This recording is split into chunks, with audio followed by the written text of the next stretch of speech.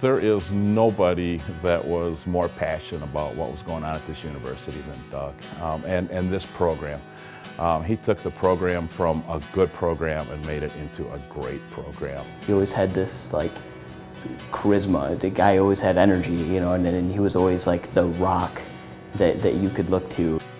I guess when I think of Doug, he was just one smart dude. When you think about your time at CMU and you look back, Doug Iles is what comes to mind. He's the definition of Central and being a part of the Central family. He never finished his undergraduate up until well into his career. And the only reason he didn't, and it wasn't a very popular decision with his parents at the time, was he was getting some interview practice. And he was out there interviewing and interviewed with Merrill Lynch. And they loved his interview so much that they gave him a job offer. And they asked him when could he start. And he said, well, I have another semester left. I have a few more classes I have to finish. I'll be graduating in such and such a date, and then I can start. Well, that wasn't a good enough answer for them. They said, how about Monday? And he said, okay, I guess Monday it is. And he dropped out. And he went home to his parents and kind of made his first sale of his career and said, you know, this is the reason I went to college in the first place. I wanted to land my dream job in a phenomenal firm. I did that. I want to see what I can do with it. And he took it from there and ran with it. You know, he ended up at this, I think it was Merrill Lynch, that he did this job, and then he was hugely successful. He didn't have to, but the way he explained it to me, because I didn't realize till he went back till later, because we're just talking Central grad and everything, but I didn't realize the Central grad when he's 22 or whatever, it's when he's in his 40s. He said that to me, he said, well, yeah, I just felt I had to lead by example for my kids.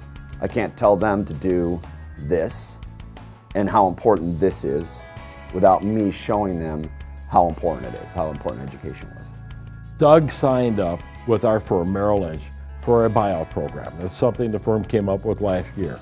And when I found out he was going to basically end his career, he signed up for a 4-year program, which means he only had to work part-time at the end of 4 years. He was basically done. He was only 54 years old at the time. I called him and I said, Doug, you're still a young man. You have a very, very successful business. I said, it's very lucrative. You do very well financially. I said, I'm curious, why are you willing to give all that up at this age? And he said, to pursue my true passion, teaching. Okay. Sitting in his class, he was so passionate about the subject and would come in there and get up there and talk with his hands and be like, guys. And he just loved what he did, and he loved helping people, and there's no doubt that he loved what he did. He made learning this stuff fun for not just for people like me that genuinely like enjoyed it just because. There were people who it wasn't necessarily their cup of tea, right? It wasn't something they were passionate about, and he'd deliver it in such a way that you'd see the light bulb turn on and the aha moment, and he was just incredible. I love that somebody who's at the top of their game he continued to want to be at the best of what he was doing, whatever it was, if he's running his business or he's being a dad or husband or whatever it is, and he was always that person. I think the reason I'm here today is way back in the early days of Merrill Lynch, this was a sole practitioner business, and there was no such thing as a team. And I will never forget the stories that I encountered of Doug actually having to get on a flight, fly to corporate headquarters in New York City and pitch to the CEO at the time of Merrill Lynch the reasons he thought it was critical to begin forming teams. And Doug was one of the first financial advisors in the history of Merrill Lynch that brought a team concept to the table. Teams are now promoted within Merrill Lynch for the obvious reasons, but he was a pioneer in really transforming our industry, and I don't think very many people knew that.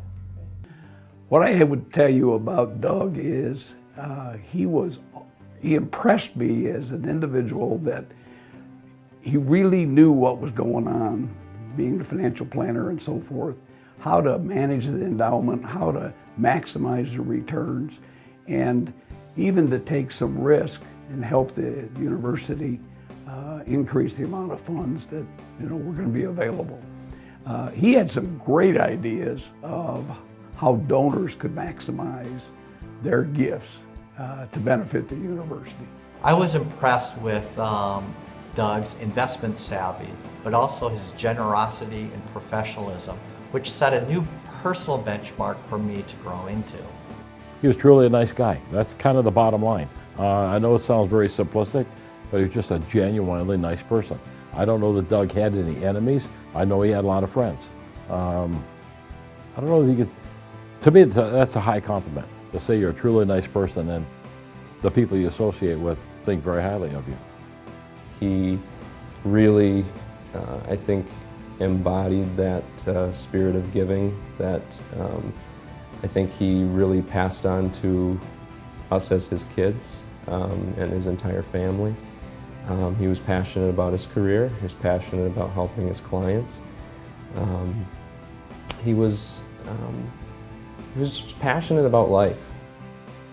I've never worked with a gentleman more focused, more professional, more intense, and it certainly made me a better business owner and a better person because of it.